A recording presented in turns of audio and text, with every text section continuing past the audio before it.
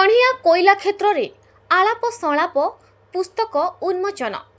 अनुगुल जिला कणिया कोईला क्षेत्र सभाघरे विशिष्ट साहित्यक डॉक्टर प्रशांत कुमार बलराम चरित पुस्तक आलाप संलापर शुभ उन्मोचन उत्सव गंभीर और साहित्यमय परिवेश रे रविवार पूर्वाह्न अनुष्ठित हो जाइए।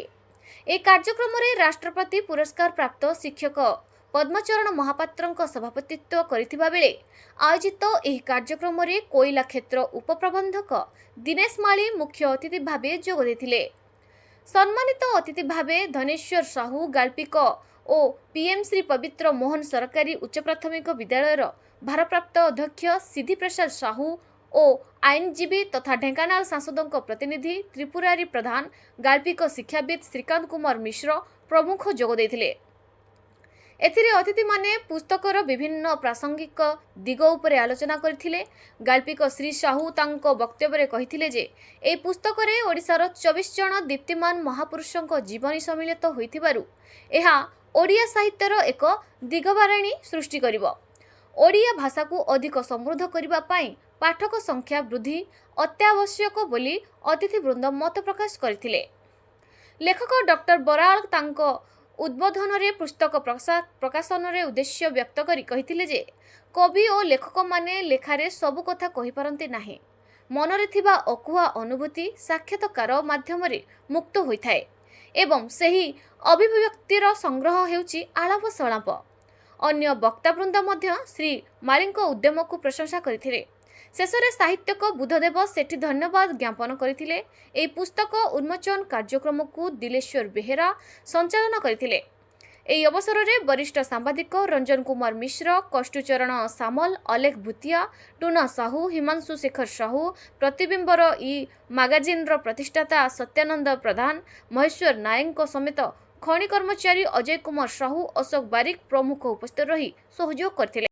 निश्चित भाव में जो आलाप संलाप जो पुस्तक जो उन्मोचन है 24 जन महनीय व्यक्तित्व थिबा आमर लेखक कवि मान विषय उल्लेख कराई। यह निश्चित भाव समाज में बड़ प्रभाव पकड़ और पाठक मान आदृत हम आम पुस्तक पाठक मान सहित आम विद्यालय महाविद्यालय पिला उपकृत उपकृत हो पारे यह निसंदेह। बहीटी आलाप संलाप डॉक्टर प्रसन्न कुमार बराड़कर दीर्घ दिनर साधनार फल। ये बही रे जो 24 जन व्यक्तिकर आलोचना कराई साक्षात्कार नि ओडिशार गोटे गोटे रत्न। तेणु विभिन्न दिगरे सिनेमा दिगरे हो, नृत्य दिगरे हो, इतिहास दिगरे हो, कविता बा अन्य साहित्य दिगरे हो, समस्ते गोटे गोटे रत्न। तेणु तांकर जो विस्तृत आलोचना कराई यह आम ओडिया साहित्य को बहुत समृद्ध करियो एवं परवर्ती पीढ़ी को जुग जुग धरी प्रेरणा जोगाए। निश्चित भाव ओडिया भाषार आवश्यकता अच्छे आम से गंगाधर करेंगे जे जदि निज मातृभाषा प्रति सम्मान ना तुम उपरको उठी पार।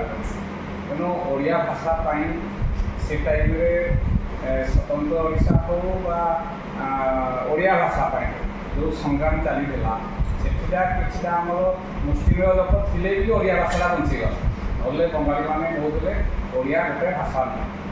तेणु जो महामनीषी मैंने अच्छा बर्तमान जो साहित्य साधक मैंने अच्छा प्रचेषा फल ओडिया भाषा ही दृष्टि रही किंतु जेपर्यंत आम साधारण लोक बुझी ना जे आम भाषार महत्व कौन आम शिक्षार महत्व कौन से पर्यंत भाषाटा जो दृष्टि रही पार ना।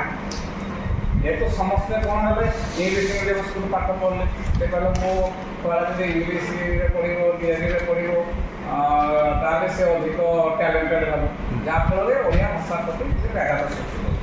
तेणु समस्ते जदि निज छुआ को सरकारी स्कूल में पाठ पढ़े समस्त समर्थन ओडिया भाषा प्रति निश्चिंत भाव भाषा प्रचलन विधानसभा कौन समग्र क्षेत्र में लागू। भारप्राप्त अध्यक्ष पीएम सरकारी उच्च माध्यमिक विद्यालय निश्चित भाव में आम मानकर समस्त उद्यम से दरकार। केवल ओडिया भाषा सरकारी भाषार मान्यता सरकार घोषणा करदे हेब ना। आम जदि आंतरिकतार सहित ଓଡ଼ିଆ ଭାଷାକୁ ନିଜର ମାତୃଭାଷାକୁ ଯଦି ଉଚ୍ଚକୁ ନେବା ପାଇଁ ଆମେ ଚେଷ୍ଟା ନ କରିବା ତାହେଲେ ସରକାରଙ୍କର ଚେଷ୍ଟା କେବଳ ଚେଷ୍ଟାରେ ହିଁ ରହିଯିବ, କେବେ ହେଲେ ସେ ଫଳବତୀ ହୋଇପାରିବନି। ସେଥିପାଇଁ ଆମମାନଙ୍କର ଉଦ୍ୟମ ହିଁ ପ୍ରଥମେ ଦରକାର। ସଂଳାପ ଯେଉଁ ପୁସ୍ତକଟି ଏତେ ସୁନ୍ଦର ଭାବରେ ସାର୍ ବର୍ଣ୍ଣନା କରିଛନ୍ତି, ଯାହାକି ମୋତେ ବହୁତ ଆକୃଷ୍ଟ କଲା। ଯଦିଓ ଅଳ୍ପ ପୁସ୍ତକ ଆଣିଛନ୍ତି ତଥାପି ମୁଁ ସାର୍ଙ୍କୁ ଅନୁରୋଧ କରି ମୋତେ ଖଣ୍ଡେ ପୁସ୍ତକ ଦେବା ପାଇଁ, କାରଣ ନିଶ୍ଚିତ ଭାବରେ ପୁସ୍ତକଟି ମୋ ପାଇଁ ଏକ ଅଭୁଲା ହୋଇ ରହିବ। କାରଣ ତା ଭିତରେ ଯେତେ ମହାପୁରୁଷମାନଙ୍କର ଲେଖନୀ ଚାଳନା କରି ଯେଉଁ ପୁସ୍ତକ ଗୁଡ଼ିକ ଲେଖିଛନ୍ତି, ମୁଁ ଆଗକୁ ଭବିଷ୍ୟତରେ ନିଶ୍ଚୟ ପୁସ୍ତକ ଗୁଡ଼ିକ କିଣିବି ଏବଂ ରିଟାୟାରମେଣ୍ଟ ପରେ ତାକୁ ପଢ଼ି ସମାଜ କାମରେ ବିନିଯୋଗ କରିବି ବୋଲି ମୋର ଆଶା ଏବଂ ବିଶ୍ୱାସ ଅଛି। ଅନୁଗୁଳ ଜିଲ୍ଲା କୋଣିଆ ବ୍ଲକରୁ ସୁनील ସାମଲଙ୍କ ରିपोर्ट ମୋ ଅନୁଗୁଳ।